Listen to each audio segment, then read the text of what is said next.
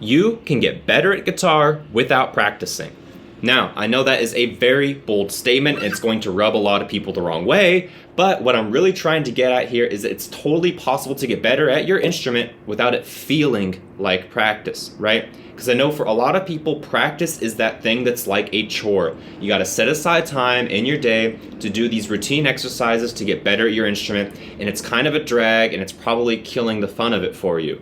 And if you're one of those people, well, if you can just find the things in guitar that you like, focus on those, and pass on the things that you're not as interested in, you can turn it from, oh, I have to go practice guitar, into, oh, I get to go play guitar. There is a very powerful difference in those words. Because like for me personally, I feel like if I have to set aside time in my day to do something because otherwise I'm not going to do it, well, it's probably because I don't want to do that thing, right? However, I have to say, if you are one of those people that need a structured environment, you need a schedule and a routine, or you want those things, that's totally fine. You can keep doing that, you don't need to change anything, and you're gonna be fine. However, I'm trying to reach the people who are like me. You know, you start out with guitar and you feel like you just don't work well with these structured lessons and, you know, routines and setting aside time to do things. You don't need to do it that way, right? You can just focus on the things that you want to do. Of course, in the beginning, you need to kind of practice to sort of engage in a lot of different things to find what you enjoy about guitar. But you'll realize that if you can just kind of pass on the things that you're not interested in, those things are the ones that feel like practice. And so you can start focusing on what you really enjoy, and you're going to be doing it regularly anyway, so you will improve, but it's never going to feel like you're actually practicing, you know? Like for me, I've got 25 of my own songs. I love playing guitar like every day. It doesn't feel like I've ever practiced. It's very, you know, free and just awesome, and I'm hoping to get other people into that point as well, where they can just enjoy it and not do things this certain, you know, kind of technical, traditional way because people tell them that is the way, right? It can be a lot more free. However, I do have to say, this is a very important point, that if you say, okay, like let me just give my example for my case. I did not play scales, right? I didn't learn my scales. I tried, it felt like a drag, so I stopped doing it. That made things more fun for me. However, it came with a trade-off. And if you kind of pass on anything, you'll come with the trade-off that, for me personally, I can't play lead guitar in a band now, right? Because I never practiced it. I don't know how to do it.